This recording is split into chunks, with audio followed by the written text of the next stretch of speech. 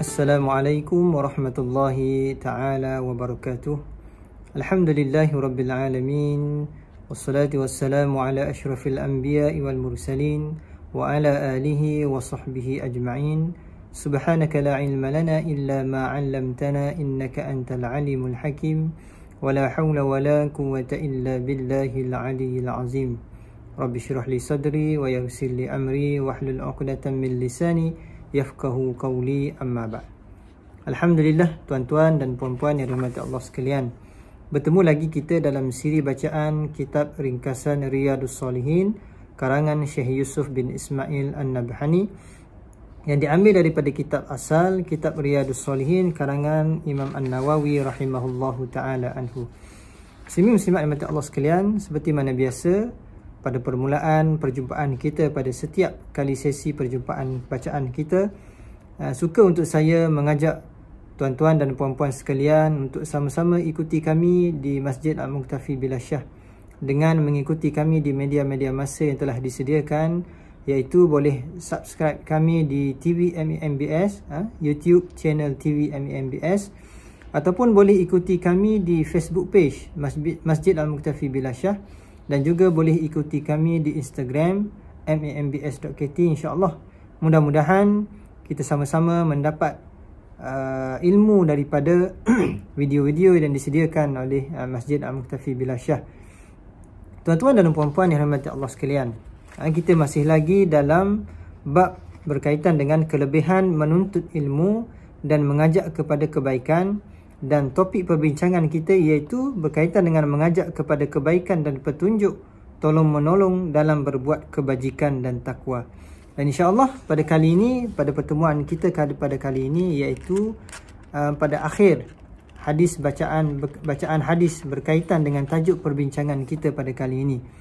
Hadis yang terakhir, iaitu dua hadis yang terakhir yang dinyatakan oleh Imam An-Nawawi dalam kitab Riyadhus Shalihin. Dan seperti mana biasa, sebelum ini kita telah pun menyebut berkaitan dengan bagaimana kelebihan yang Allah Subhanahu Wa Taala berikan kepada orang yang menunjukkan sesuatu kebaikan, dan apabila ada orang yang ikut melakukan kebaikan tersebut, dia pun juga akan dapat pahala daripada perbuatan orang tersebut. Dan pada kali ini kita sambung bacaan hadis kita berkaitan dengan mengajak kepada melakukan kebaikan. Dan hadis pada kali ini memberikan kita satu gambaran yang sedikit berbeza. InsyaAllah kita sama-sama bacakan, iaitu pada muka surat 36. Qala muallifu rahimahullahu ta'ala wa nafa'ana bi ulumihi, amin.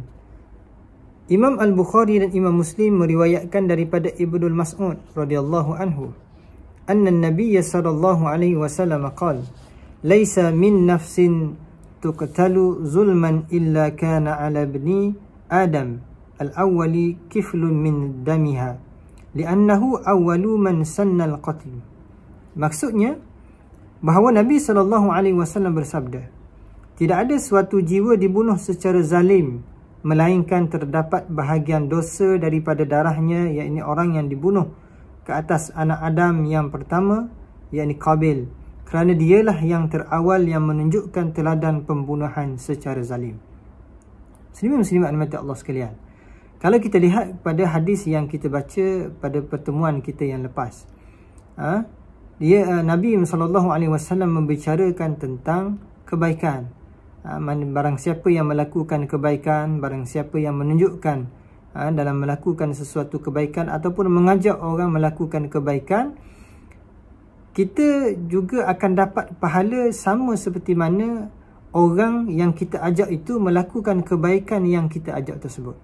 Maknanya bila kita ajak orang melakukan kebaikan, melakukan ibadah, contoh kita ajak kawan kita mari semayang di masjid. Nah, bila kawan kita itu menunaikan sembahyang di masjid, kita juga akan dapat pahala seperti mana orang itu dapat pahala menunaikan ibadah kepada Allah Subhanahu Wa Taala. Tapi pada hadis yang kita baca pada kali ini berkaitan dengan dosa, yang mana Nabi SAW menyatakan kepada kita bahawa tidak ada suatu jiwa dibunuh secara zalim melainkan terdapat dari bahagian dosa daripada darahnya, yakni orang yang dibunuh ke atas anak Adam yang pertama, yakni Qabil. Maknanya dosa orang yang membunuh secara zalim, dosa orang yang membunuh secara zalim, dosa itu juga akan terkena kepada anak Adam, anak Nabi Adam alaihissalam, iaitu Qabil. Maknanya anak Nabi Adam alaihissalam akan dapat juga dosa apabila ada orang yang membunuh secara zalim. Orang yang membunuh secara zalim itu dapat dosa. Anak Nabi Adam iaitu Qabil alaihissalam, anak Nabi Adam alaihissalam pun dah akan dapat dosa juga. Sebab apa? Sebab masa dulu Qabil itu menunjukkan bagaimana cara membunuh saudaranya secara zalim. Jadi bila ada sesuatu perbuatan itu, maka orang yang menunjukkan, orang yang mengajarkan sesuatu perbuatan, kalau perbuatan maksiat, maka orang yang mengajar itu pun akan dapat dosa maksiat tersebut.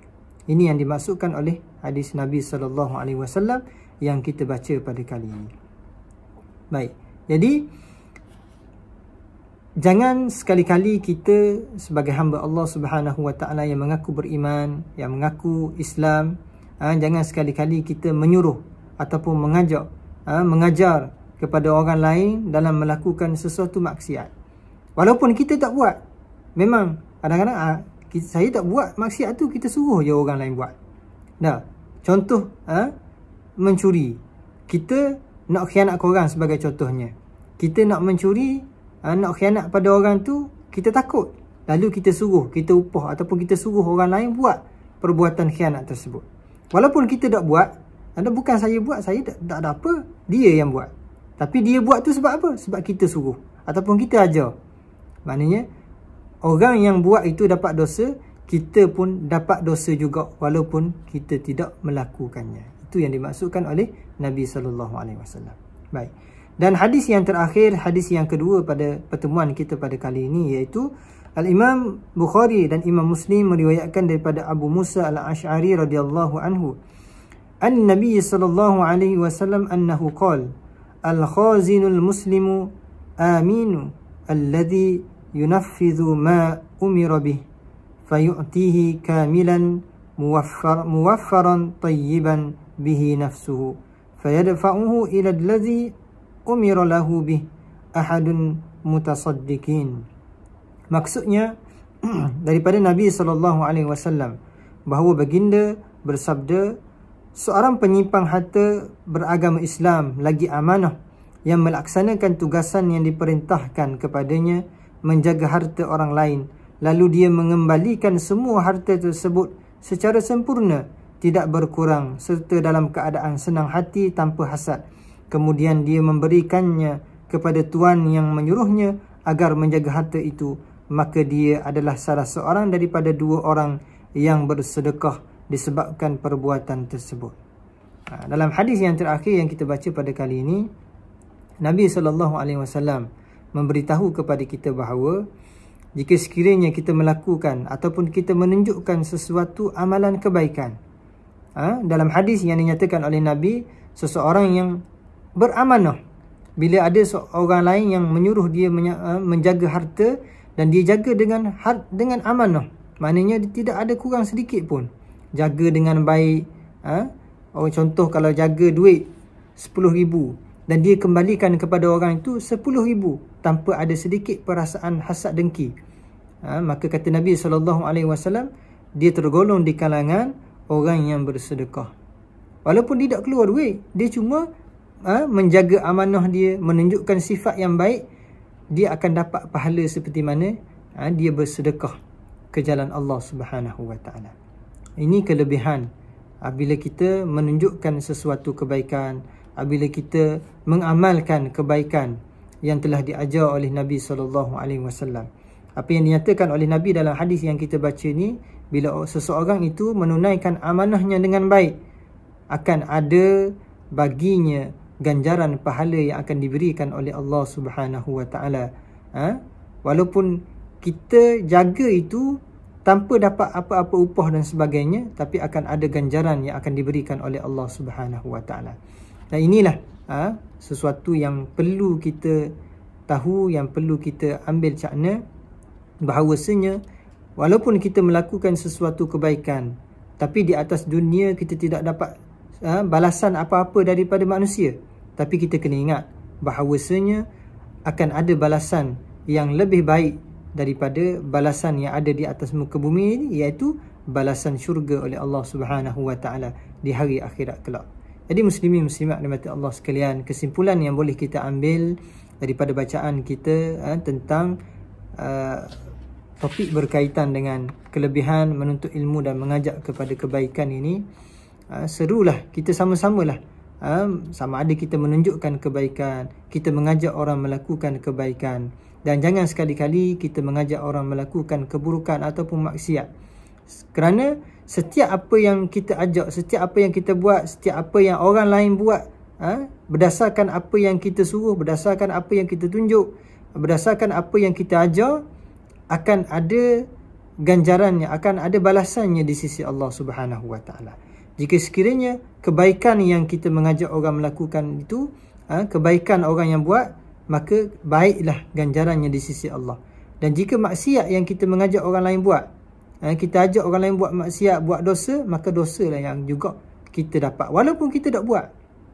Contohnya, kita tak ada duit, tapi kita menyeru orang untuk bersedekah, dan ada orang-orang yang ada duit bersedekah.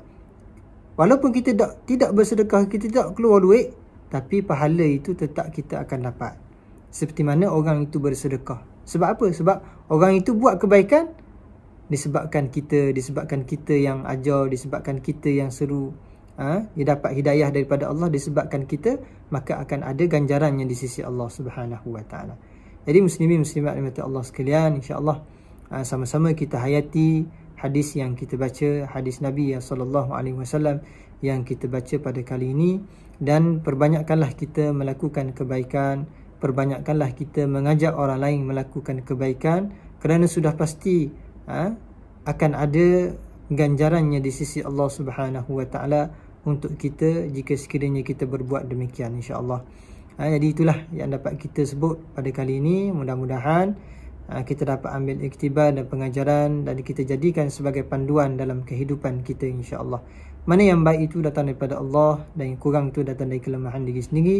Aku qauli hadza astaghfirullahal azim li wa lakum. Assalamualaikum warahmatullahi wabarakatuh.